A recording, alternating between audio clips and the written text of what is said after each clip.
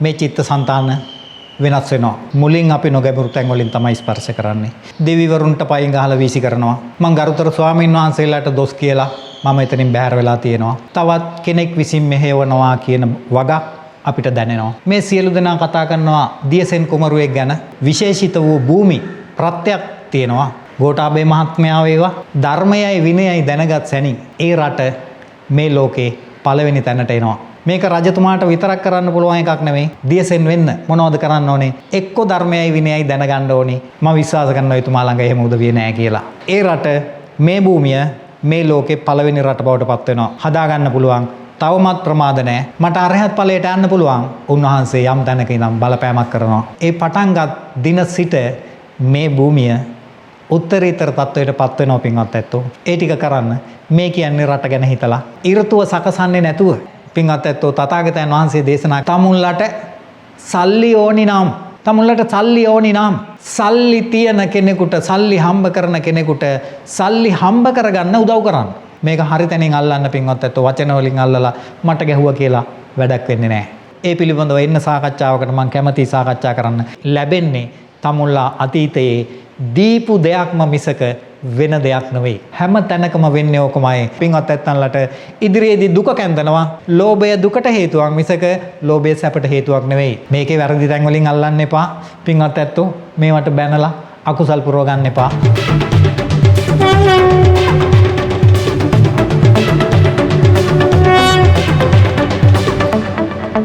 බුද්ධ රත්නයට, ධම්ම රත්නයට, සංඝ රත්නයට මාගේ නමස්කාරය වේවා. මා නමස්කාර කරමි. මාගේ නමස්කාරය වේවා. සාදු සාදු සාදු. ඒ වගේම මට ධර්මය කියා දුන් මට රේරුකාණේ චන්දවිමල මහානායක ස්වාමීන් වහන්සේගේ පොත්පත්වල තිබෙනා වූ කරුණු කාරණා කියා දුන් මාගේ අජන්ත සම්පත් ගුරු පියාණන් වහන්සේට මා නමස්කාර කරමි. මාගේ නමස්කාරය වේවා. සාදු සාදු සාදු.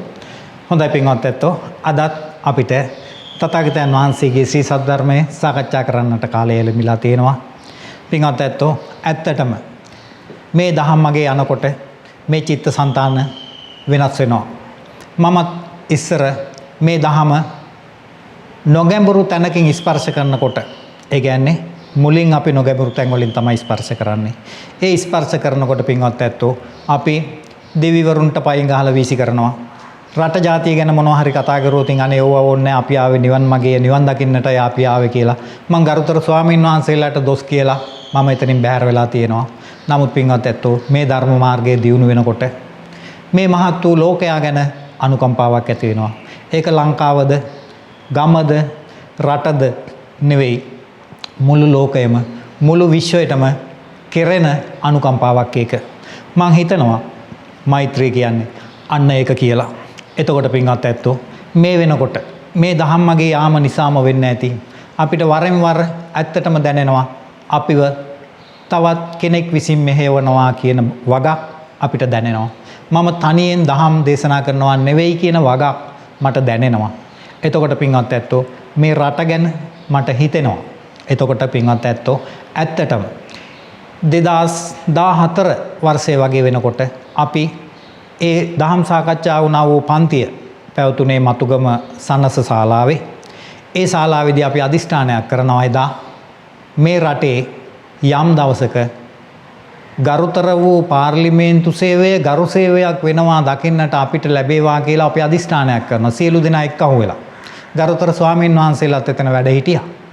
එතකොට පින්වත් ඇත්තෝ මං හිතනවා ඉදිරියේදී අනිවාර්යයෙන්ම ඒ වගේ එකක් මල් පල ගැන්වෙනවා.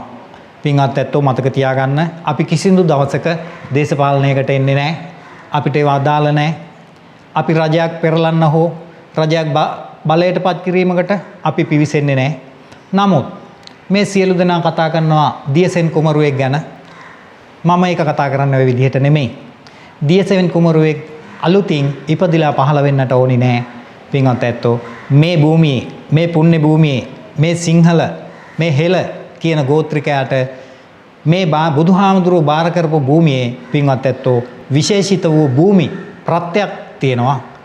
ඒ භූමි ප්‍රත්‍ය නිසා මේ භූමියේ රජතුමා ගෝඨාභය මහත්මයා වේවා කවුරු හෝ වේවා ධර්මයයි විනයයි දැනගත් සැනින් ඒ රට මේ ලෝකේ පළවෙනි තැනට එනවා.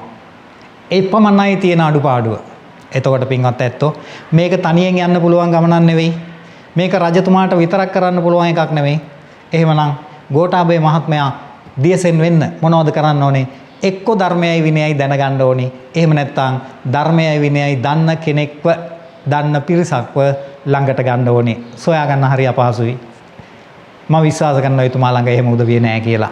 එතකොට පින්වත් ඇත්තෝ මේකෙන් මං කාටවත් පහරක් ගහන්නේ මම දන්න එකම කාරණාව ධර්මයයි විනයයි රාජ්‍ය තන්ත්‍රයට ආවනම් ඒ රට මේ භූමිය මේ ලෝකේ පළවෙනි රට බවට පත් වෙනවා. එතකොට පින්වත් ඇත්තෝ අඩුපාඩුව කුමක්දයි කියලා දැනුත් ගෝඨාභය මහත්මයාට හදා ගන්න පුළුවන්. තවමත් ප්‍රමාද නැහැ. කරන්න තියෙන එකම දේ ධර්මයයි විනයයි තමුන්ගේ ළඟට කැඳවා ගන්නට ඕනි. එතකොට පින්වත් ඇත්තෝ මතක තියාගන්න මේ භූමියට තනි අතින් අප්පුඩි ගහන්න බෑ. මේකට දෙවිවරුන්ගේ ආශිර්වාදය ඕනේ. අද වෙනකොට ලැබෙන්නේ නැහැ. ඒ දේව මණ්ඩලයේ ඉහළම තැන වැඩ හිටින්නේ අපේ ගරුතර රේරුකානේ මහානායක හාමුදුරන් වහන්සේ. එතකොට පින්වත් ඇත්තෝ උන්වහන්සේ අවසාන කාලයේ දේශනා කරනවා මට අරහත් ඵලයට යන්න පුළුවන්. මම යන්නේ නැහැ. මොනවද මේ කියන්නේ?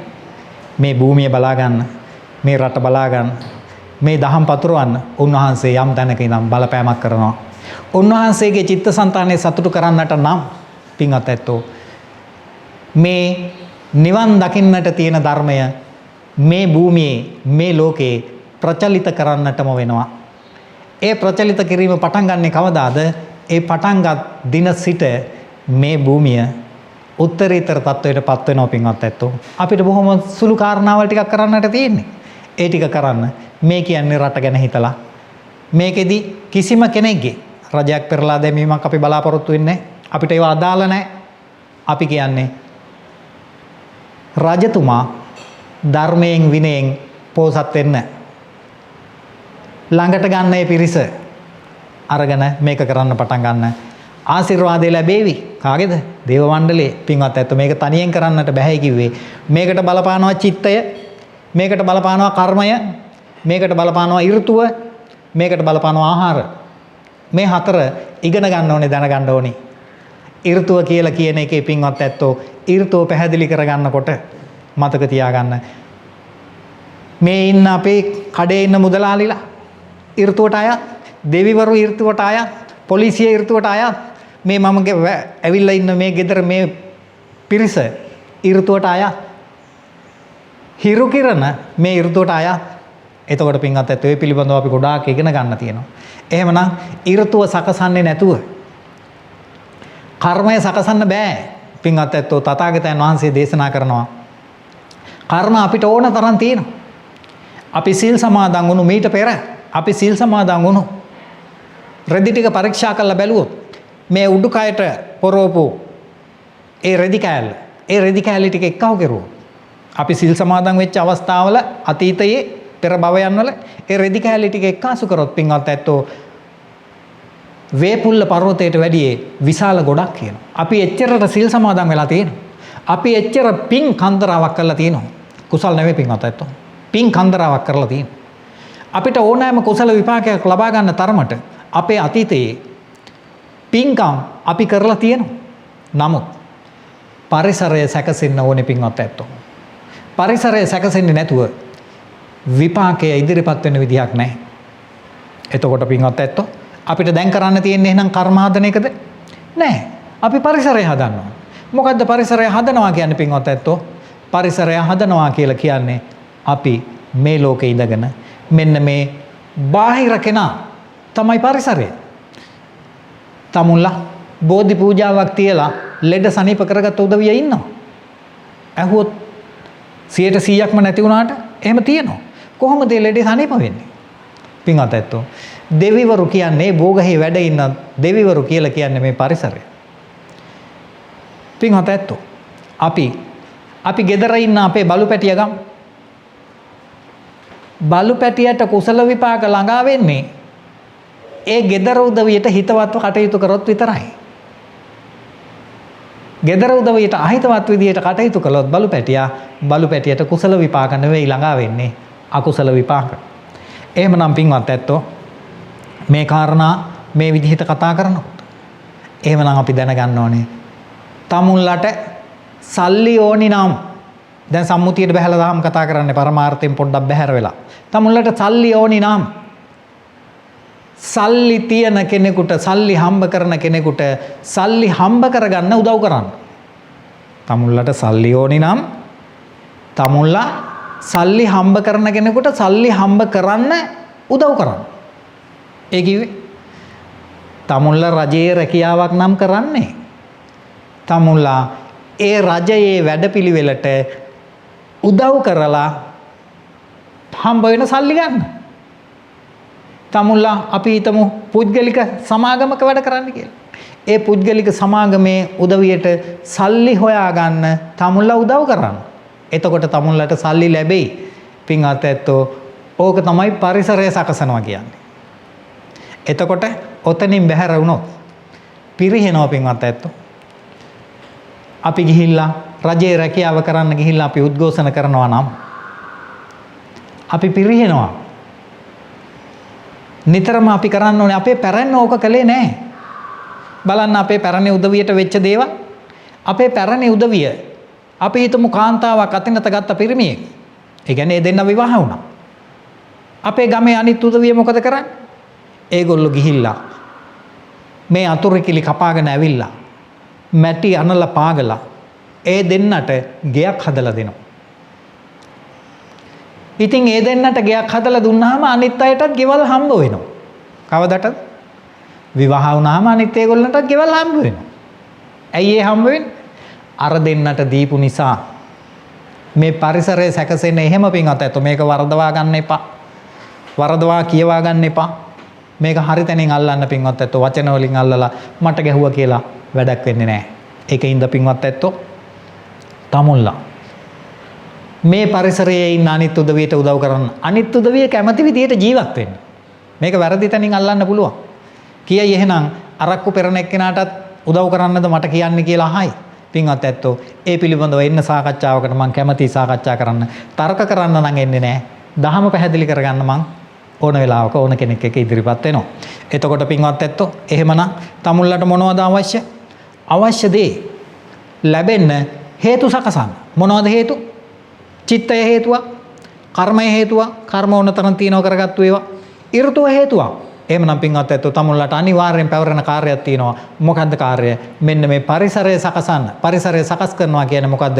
පරිසරයේ සියලු දෙනාට තමුන්ලා ඒගොල්ලන් කැමති විදිහට තමුන්ලා උදව් කරන්න. ඒකෙන් කියවෙන්නේ සියලු දෙනාට මෛත්‍රී කරනවා කියන එකයි මේ කියවෙන්නේ. එතකොට පින්වත් ඇත්තෝ තමුන්ලාට අවශ්‍ය දේවල් ටික පහළ වේවි. පින්වත් ඇත්තෝ හිතන්න එපා කවදාවත් තමුන්ලාට යමක් ලැබෙනවා නම් තමුන්ලා උත්සාහයෙන් වේවා, ලෝභයෙන් වේවා, කුමන හේතුවකින් හරි තමුන්ලා මොන විදිහකින් හරි යමක් ලබා ගන්නවා නම් ඒ ලබා ගන්න දේ ලැබෙන්නේ තමුන්ලා අතීතයේ දීපු දෙයක්ම මිසක වෙන දෙයක් නෙවෙයි. තමුන්ලා කොච්චර උත්සාහ කරුවත් තමුන්ලා දීලා නැත්තම් තමුන්ලට ලැබෙන්නේ නැහැ. එහෙමනම් පින්වත් ඇත්තෝ තමුන්ලට ලෝභයෙන් කිසිම දෙයක් ලැබෙන්නේ නැහැ. එහෙමනම් තමුන්ලා ලෝභය වරද්දව ගන්න. ඇයි තමුන්ලා ලෝභ කරන්නේ? තමුන්ලා හිතාගෙන ඉන්නෙම ලෝභයෙන් තමයි මට ලැබෙන්නේ. හොරකම් කිරීමෙන් තමයි මට පොහොසත් වෙන්න පුළුවන්. නෑ ඒක වැරදි පින්වත් ඇත්තෝ. තමුන්ලට සුව පහසුව එන්නේ. තමුන්ලා පොහොසත් වෙන්නේ. තමුන්ලට ධනය බලය ලැබෙන්නේ. අනුන්ට කරන සේවය මතමයි ඒක පිහිටන්නේ. ඕකට අපි කියනවා පරිසරය සකස් කරනවා කියලා. එතකොට පින්වත් ඇත්තෝ කර්ම ඕන තරම් තියෙනවා. කර්ම තියෙනවා නම් පරිසරය සකස් කළ යුතුයි.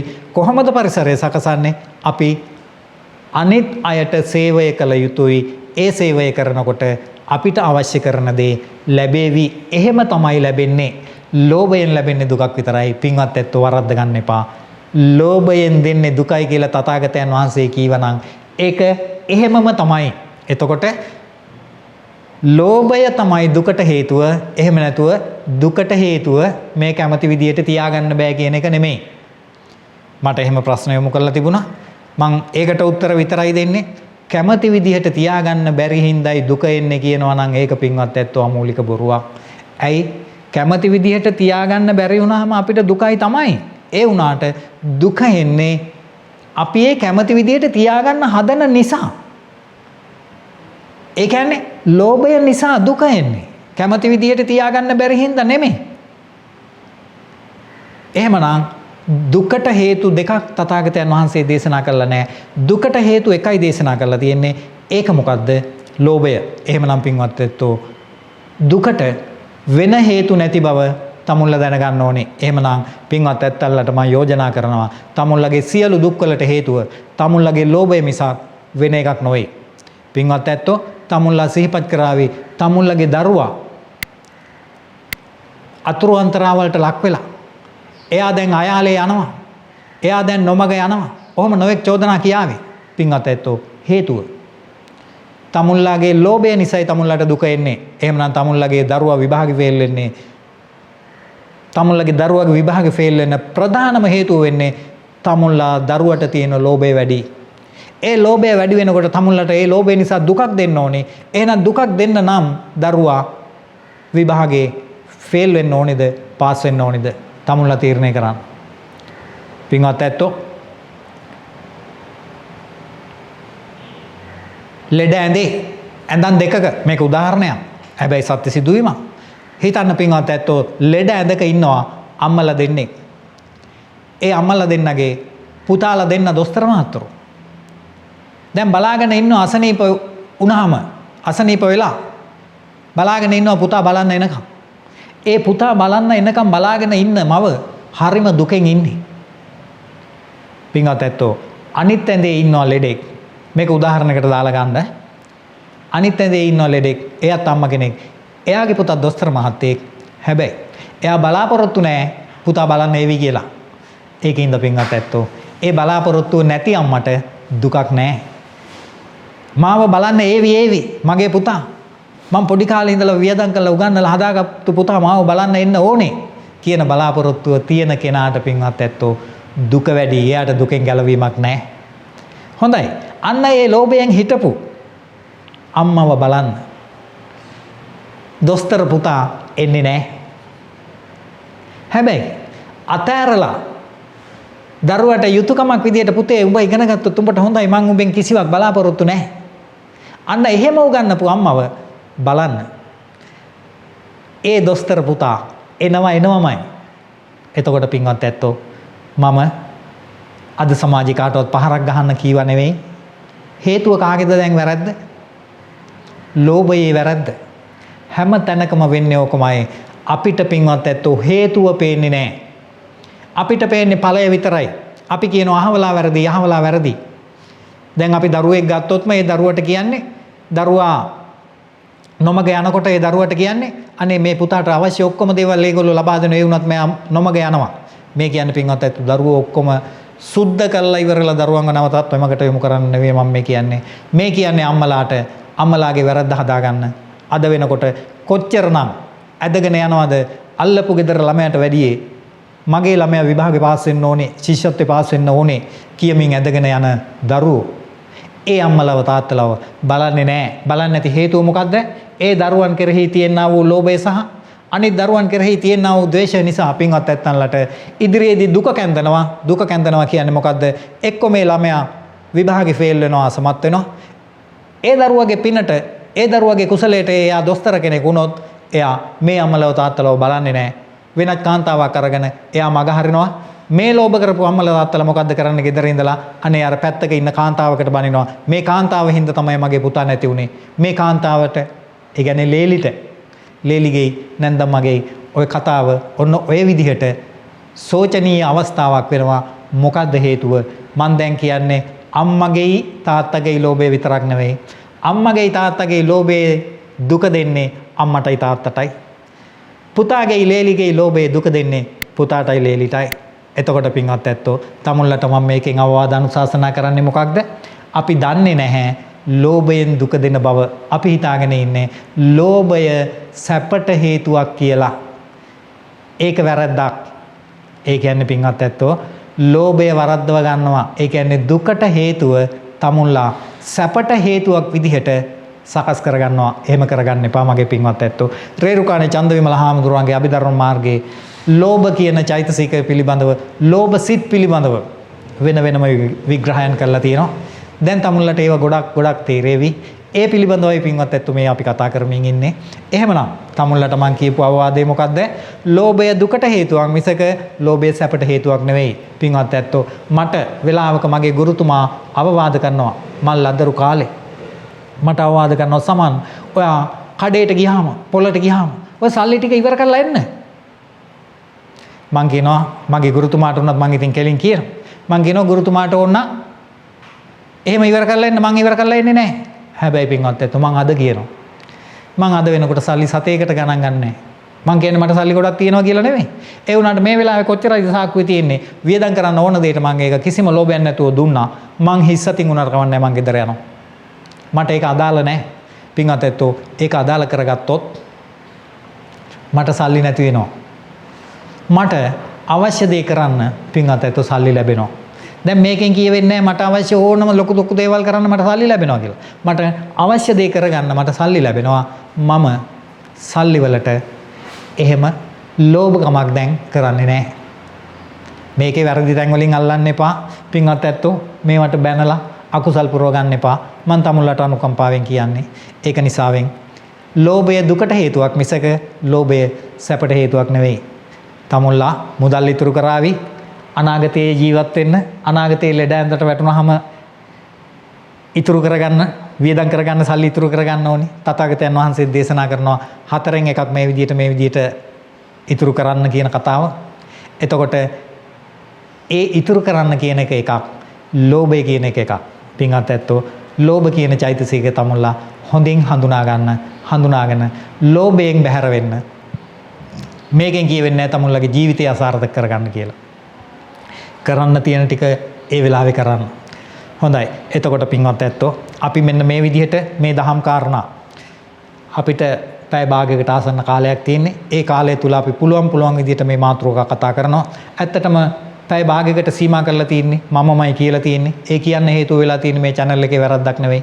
අපේ වැඩසටහන් ඒ වීඩියෝ කරගත්තු මහත්වරු පැය 2 මගේ ගුරුතුමාගේ පැය 3 වැඩසටහන් දාලා තිනවා. තමුන්ලා ඒව බලන්නේ නැහැ. තමුන්ලා බොරු කරන්නේ. එතකොට මේකෙදි තව චෝදනාවක් කරනව නෙවෙයි මගේ පින්වතුන්ලට. අද කාලය නෑ එපමණටම. ඇයි කාලය නැත්තේ? තමුන්ලට වැඩ ගොඩාක් තියෙනවා කරන්න. ඇයි වැඩ ගොඩාක්? පින්වත් ඇත්තෝ දැන් තමුන්ලා වැඩ කරන්නේ සල්ලි වලට. මං වැඩ කරන්නේ සල්ලි වලට නෙවෙයි. පින්වත් ඇත්තෝ මම බයිසිකල් අලුත් වැඩියා කරන්නේ පාරේ දුවන්න මිසක ඒ බයිසිකලේ නොකැඩි පාරේ දුවන්න. මේ බයිසිකලේ අයිතිකාරයා යහපතක් කරගන්න. හම්බ වෙන මුදල මං ගන්නවා තමයි. නමුත් සල්ලි වලට නෙවෙයි බයිසිකලේ හදන්නේ. එතකොට මේ වගේ කාරණා අපිට මීට එහාටත් කතා කරන්න තියෙනවා. එහෙමනම් පින්වත් ඇත්තෝ දහම් කාරණාත් අවශ්‍යයි.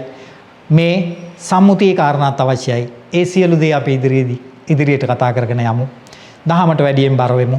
එහෙමනම් පින්වත් ඇත්තෝ අදට මම මෙතකින් නවතිනවා. සියලු දෙනාටම තෙරුවන් සරණයි. අවසාන වශයෙන් කියනවා ලෝභය දුකට හේතුවක් මිසක සැපට හේතුවක් නොවේ.